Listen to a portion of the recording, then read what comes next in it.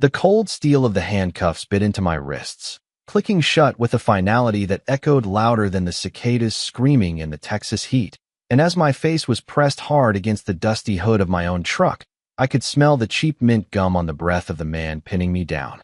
He was wearing a tactical vest that looked like he bought it off the internet, sweating through his black t-shirt, fueled by a mixture of adrenaline and a completely unearned sense of authority. "Caleb Thorne," he barked, his voice cracking just a little, trying to sound like the cops he'd seen in movies. "You are under community arrest for hostile noncompliance and creating an unsafe neighborhood environment." Community arrest. I almost laughed. I really did. Despite the gravel digging into my cheek and the fact that 3 men were currently manhandling me on the land my grandfather bought with blood and sweat 60 years ago. I didn't fight them, didn't struggle, didn't give them the satisfaction of a single flinch because I knew something they didn't, something that was about to turn their little power trip into a life-altering nightmare. I waited until the leader, a guy named Rick who I knew worked in insurance during the day, leaned in close to tighten the cuffs. "You realize," I whispered, keeping my voice low, calm, the kind of calm that usually scares people more than shouting, "that you didn't just handcuff a rancher." Rick paused, his grip faltering for a split second. "Shut up," he sneered. "We have authority under the bylaws. You just kidnapped the state attorney." I finished, letting the words hang there in the humid night air like a guillotine blade waiting to drop. "And unless you want to add a federal kidnapping charge to the list of felonies you've committed in the last 5 minutes, you better pray the sheriff gets here before I decide to start correcting your mistakes." I felt him stiffen, felt the sudden, electric jolt of doubt running through his team. But before we get to the part where their world falls apart, you need to understand how we got here, how a simple cattle rancher ended up being dragged off his own porch by a homeowners association he didn't even belong to. It started, like most terrible things do, with a smile. My property, Ironwood Ridge, is 20 acres of cedar trees, limestone, and hard-packed earth that sits right on the edge of the hill country, a place where the silence is heavy and the stars look like spilled milk across the sky. I was born here, raised learning that fences aren't just boundaries, they're agreements, promises you keep to your neighbors and yourself. But about 2 years ago, the land to my east, which used to be a quiet hay meadow, got sold to a developer who slapped up 100 cookie-cutter houses, paved over the wildflowers, and named it Whispering Oaks Estates. Suddenly, my mornings weren't filled with bird calls, they were filled with the sound of construction trucks and, eventually, the complaints of people who moved to the country but expected it to look like a manicured golf course. The trouble walked up my driveway on a Tuesday morning in the form of Brenda Vance. Brenda was the newly elected HOA president of Whispering Oaks, a woman who wore business suits in 90-degree heat and carried a clipboard like a royal scepter. She had that specific kind of polite aggression, the bless-your-heart toxicity that tries to hide insults behind a smile. "Mr. Thorne," she said, standing on the other side of my barbed wire fence, looking at my barn like it was a pile of radioactive waste. "We're just so happy to be your neighbors, but we have some concerns about visual cohesion." I wiped the grease off my hands with a rag, leaning against the fence post. "Visual cohesion?" I asked, already knowing where this was going. "Yes," she beamed, tapping her pen against the clipboard. "Your barn, the rusted roof, and frankly, the livestock. It creates a jarring contrast with the modern aesthetic of Whispering Oaks. We have strict guidelines about curb appeal, and we'd like to discuss a timeline for you to update your structures to match our community standards." I stared at her for a long moment, listening to the wind rattle the dry leaves in the oak trees. "Ma'am," I said slowly, "my deed predates your subdivision by 40 years. I'm not part of your HOA. Your rules stop at that fence line." Her smile didn't falter, but her eyes got cold, hard little marbles of ice. "Well, actually, Mr. Thorne, we believe the county zoning maps put you within our sphere of influence for aesthetic regulation. People like you." And there it was, the phrase that always signals the beginning of a war. People like you often don't understand the nuances of zoning law, but we do. We're just trying to help you avoid fines. "People like me," I repeated, a low chuckle rumbling in my chest. "Brenda, the only thing I understand is that you're standing on the wrong side of the fence to be giving orders." She left that day with a huff and a threat veiled as advice, telling me I'd be hearing from their legal committee, And as I watched her expensive SUV navigate the ruts in my driveway, I felt that old, familiar prosecutor's instinct wake up in the back of my brain. See, Brenda saw a rancher in dusty boots and a faded shirt. She didn't see the 20 years I spent in courtrooms tearing apart corporate fraud and organized crime. She didn't know that people like me didn't just read the law, we wrote the indictments. The harassment started small, like a slow drip from a leaky faucet. First, it was the drones. I'd be out feeding the cattle in the evening, the sun setting in a blaze of orange, and I'd hear that high-pitched whine. A white plastic drone would hover right over the feedlot, spooking the calves, cameras blinking. Then came the letters, registered mail, thick envelopes filled with citations for everything from grass height to unauthorized vehicle storage, because I parked my tractor in the field. I ignored them. I threw them in a pile on my desk that I labeled fiction. But ignoring a bully never makes them stop, it just makes them louder, and Brenda was the kind of bully who needed to win at any cost. A few weeks later, I came home to find two men in neon orange vests walking around my barn, measuring tape in hand, scribbling on clipboards. They had a truck parked by my gate with a magnetic sign on the door that said County Compliance Division. Now, in Texas, trespassing is a dangerous hobby, but impersonating a county official? That's a felony. I stepped out of my truck, leaving the door open, and walked toward them, keeping my hands visible but my posture rigid. "Can I help you, gentlemen?" I called out. The taller one, a guy chewing gum like it was his job, looked up. "Just doing a structural assessment, sir. We got a report about unsafe agricultural buildings. County code violation. Is that right?" I asked, moving closer, scanning their uniforms. The vests were brand new, too clean. The logo on the truck was slightly pixelated, like someone had blown up a low-resolution JPEG. "I know pretty much everyone down at the county assessor's office." "Who signed the work order?" Supervisor. Smith." The guy stammered, his eyes darting to the gate. "Look, we're just doing our job. You'll get the report in the mail." "Let me see your ID," I said, dropping the friendly tone entirely. "We don't have to show you. You're on private property," I interrupted, stepping into his personal space. "And you're claiming to be government officials." Penal Code Section 37.11 says impersonating a public servant is a third-degree felony, punishable by 2 to 10 years in prison. So, I'm going to ask you one more time. Are you with the county, or are you with the HOA? The gum chewer froze. His partner, a younger kid who looked like he was about to throw up, dropped his measuring tape. We're contractors," the kid blurted out. "Sage Creek hired us. Brenda said it was okay. She said she had a permit." "Get off my land," I said, my voice barely a whisper. "And tell Brenda if she sends fake cops to my house again. I won't be calling the sheriff. I'll be calling a grand jury."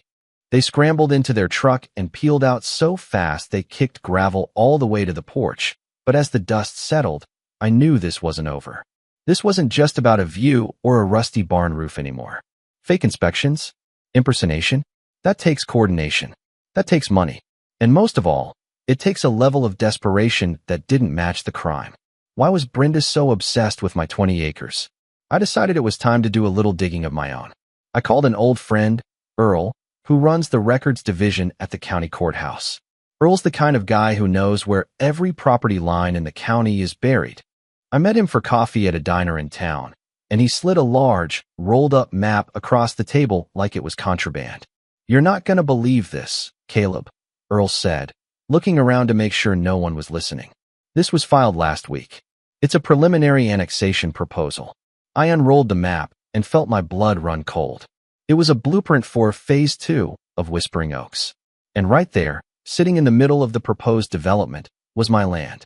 But it wasn't marked as Ironwood Ridge. It was marked as Community Green Space and Water Feature. They had erased my house. They had erased my barn. They had redrawn the property lines to swallow my 20 acres whole. "Who filed this?" I asked, staring at the glossy stamp on the bottom corner. "Brenda Vance," Earl said. "But look at the partner entity." I squinted at the fine print. "Apex Land Holdings, a massive development conglomerate known for aggressive takeovers." "It gets worse," Earl whispered. I looked into the HOA financials. Public record, you know? There have been 3 consulting fees paid out to a shell company in the last 6 months. $50,000 a pop. And guess who owns the shell company? Brenda, I guessed. Bingo. She's selling them your land, Caleb. She promised the developers she could deliver your 20 acres for a fraction of the market value if she could force you into foreclosure or drive you out with fines and liens. It's a land grab, a racketeering scheme disguised as a neighborhood watch. I sat back in the booth, the coffee turning bitter in my mouth. This was RICO, racketeer-influenced and corrupt organizations. It was the kind of case I used to build against cartels, and here was Brenda, a suburban housewife, running a criminal enterprise out of her living room. But knowing it and proving it were two different things. I needed the smoking gun. I needed someone on the inside. That someone showed up 3 nights later, shivering by my back gate. His name was Simon Reed, the treasurer of the HOA, a nervous, bird-like man who looked like he hadn't slept in a week.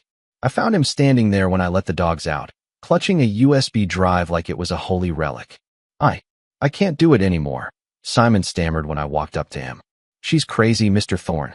She's talking about neutralizing the threat. She held a closed-door meeting last night with the enforcement committee. They're not just going to fine you anymore. They're planning a raid. A raid? I asked, taking the USB drive from his shaking hand. Simon, what is on this? Everything, he whispered. The emails with Apex, the forged maps, the payments, and the plan for tonight. They're coming to arrest you, Caleb. They printed out fake warrants. They bought tactical gear. She told them that under the Patriot Act and the Community Charter, they have the right to detain hostile combatants on adjacent properties. She's convinced them they're basically a SWAT team. I looked at the little plastic drive in my hand. This was it. The nail in the coffin. Why are you giving me this, Simon? Because I have kids, he said, tears welling up in his eyes. And I don't want to go to prison for kidnapping. Go home, Simon, I said gently. Lock your doors. You just became a state witness. I walked back into the house, plugged the drive into my laptop, and watched the files populate. It was all there. The bribery, the fraud, the conspiracy. Brenda had built a house of cards on a foundation of arrogance, and I was about to blow it down. But first, I had to let her play her final hand. I knew if I simply went to the police now, she'd lawyer up, destroy evidence, maybe wriggle out with a plea deal. I needed her to commit the act. I needed undeniable, irrevocable proof of the violent intent. I needed them to arrest me. So, I sat on the porch. I poured a cup of coffee, turned off the main lights, and waited. The moon went behind a cloud, plunging the ranch into darkness, and around 1 a.m., I saw the headlights cut immediately. They were parking on the road, sneaking in on foot. Which brings us back to the hood of my truck. Sheriff is 10 minutes out. Rick, the leader, laughed nervously, pressing his knee into my back. And when he gets here, we'll hand you over for assault and trespassing on community airspace. Airspace. I mumbled against the metal. That's a new one. Shut him up, another voice hissed from the dark. I recognized that voice. It was Todd, one of the guys from the fake inspection crew. They were all in on it. You really should have listened to the welcome committee, Rick sneered, leaning down to my ear. Brenda said you were stubborn. Said you'd need a firm hand. You know, once you're in jail, the HOA has the right to maintain the property. We'll have this barn bulldozed by Monday. That was the moment. The confession. The intent.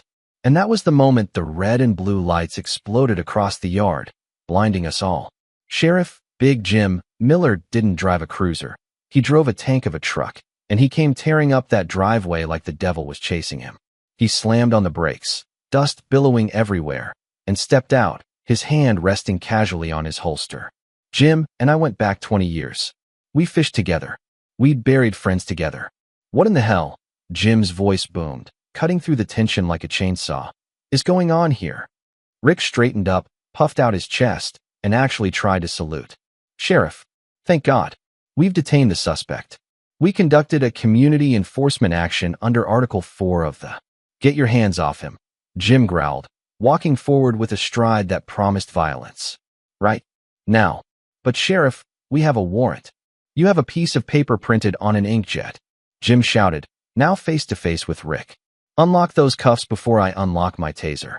Rick fumbled for the keys, his hands shaking so bad he dropped them twice. The moment the steel clicked open, I stood up, rubbing my wrists, and brushed the dust off my shirt. I looked at Rick, then at Todd, then at the third guy who was currently trying to fade into the bushes.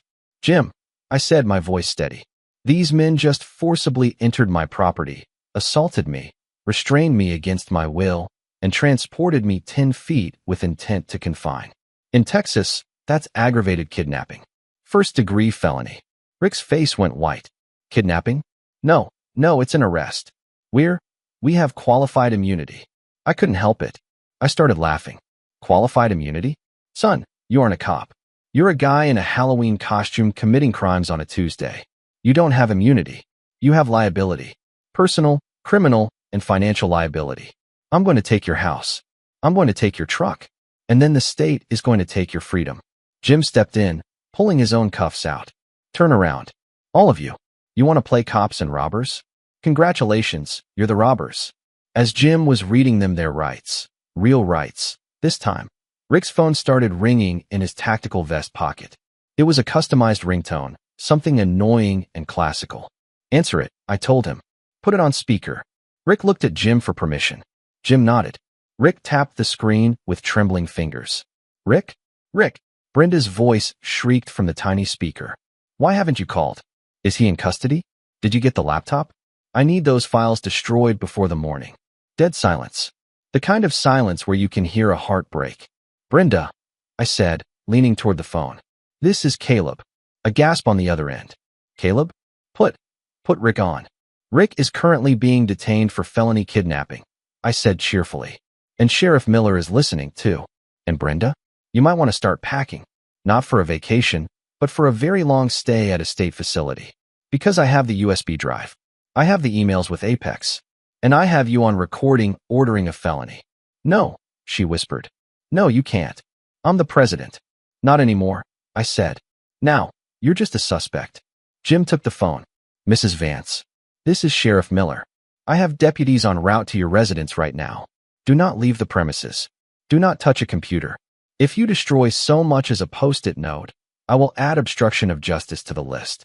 We'll see you in 20 minutes. He hung up. The ride to the courthouse the next morning was quiet, but the atmosphere inside the courtroom was anything but. When I walked in, Brenda was already there at the defense table, looking like a ghost. Her lawyer, a frantic-looking guy in a cheap suit, was trying to whisper to her, but she was just staring at the wall. When the bailiff announced, "All rise," and I walked through the double doors, not to the gallery, but to the prosecution's table, Brenda finally looked at me. Her eyes widened. She saw the badge clipped to my belt, the tailored suit that replaced the denim, the way the judge nodded to me with respect. Mr. Thorne, the judge asked, are you representing the state today? I am, Your Honor, I said, setting my briefcase down. Due to the conflict of interest involving my own victimization, I will be handing the prosecution off to the Attorney General's Special Crimes Unit. But I am here to present the initial indictment and a RICO filing. RICO, Brenda screeched, standing up. You can't charge an HOA with RICO. We're a nonprofit. I turned to face her, and for the first time, I let the anger show. Not the hot, flashy anger of a fist fight, but the cold, crushing weight of the law. Karen. Excuse me, Brenda. I corrected myself, though the names were interchangeable in my mind. An organization that utilizes fraud, intimidation, forgery, and violence to acquire assets for financial gain is the textbook definition of organized crime. You weren't running a neighborhood. You were running a cartel. You forged deeds. You bribed inspectors. You ordered an armed assault on a state official.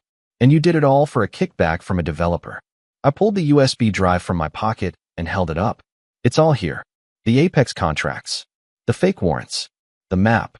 Her lawyer slowly closed his folder, moved his chair a few inches away from her, and looked down at his shoes. He knew it was over. Your Honor, I continued. The state requests that bail be denied given the defendant's flight risk and her history of witness intimidation. Granted, the judge said, banging the gavel. Take her into custody. As the bailiff led Brenda away, the clicking of her heels on the marble floor sounded like a countdown ticking to 0. She didn't scream. She didn't fight. She just looked at me with pure, unadulterated confusion. She still couldn't understand how the rancher in the dusty boots had dismantled her entire empire without throwing a single punch. The fallout was swift. Apex Land Holdings pulled out of the deal the moment the indictment hit the news, distancing themselves so fast they left skid marks. The Whispering Oaks HOA was dissolved by an emergency court order, placed under a receivership to sort out the finances. Rick and his tactical team took plea deals, trading testimony against Brenda for reduced sentences, though they'll still be felons for the rest of their lives. They lost their right to vote, their right to own firearms, and their right to ever pretend to be cops again. A few weeks later, I was back on my porch, watching the sunset paint the sky in bruised purples and fiery reds. The silence had returned to Ironwood Ridge. No drones, no construction noise, just the wind and the cattle. I saw a truck pull up to the gate. It wasn't the sheriff, and it wasn't a fake inspector. It was a neighbor from the subdivision, a guy I'd seen a few times, usually looking at his shoes while Brenda lectured me. He walked up the driveway, holding a bottle of whiskey. "Mr. Thorne," he said, taking off his hat. We didn't know. About the fraud. About the land grab. She told us you were the problem. She told us you were dragging our property values down." "It's all right," I said, gesturing for him to sit. "Lies move halfway around the world before the truth can get its boots on." "We're disbanding the architectural committee," he said, setting the bottle on the table. "And we're petitioning the county to recognize your grandfather's original fence line as a historical boundary. No one's going to touch your land again." We sat there for a while, drinking the whiskey, watching the fireflies come out. "Can I ask you something?" he said after a while. "When they arrested you, when they had you on the hood of the truck, why didn't you tell them who you were right away? Why did you let them put the cuffs on?" I swirled the amber liquid in my glass, thinking about the weight of that night. "Because," I said softly, "sometimes people need to cross the line completely before they realize they've gone too far. If I had stopped them at the gate, they would have just come back with a better lie. I had to let them show the world who they really were." I looked out at the dark silhouette of the barn, standing strong against the night.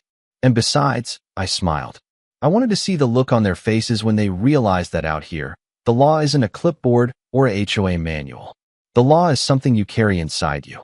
So, that's the story. I'm still here. The trees are still here. And the only thing getting neutralized around here these days are the weeds in the garden. But it makes you think, doesn't it? We live in a world where everyone wants to be the boss, where everyone wants to enforce the rules, but nobody wants to follow them. What would you have done? Would you have shown your badge at the gate? Or would you have let them snap those cuffs on just to make sure the charges stuck? I know I took a risk. I know it could have gone sideways. But when you're fighting for your home, for your legacy, sometimes you have to bet the whole ranch. Let me know in the comments below. Have you ever dealt with a petty tyrant who thought a title gave them the right to run your life? I read all the stories, and trust me, as a prosecutor, I know there are plenty of them out there.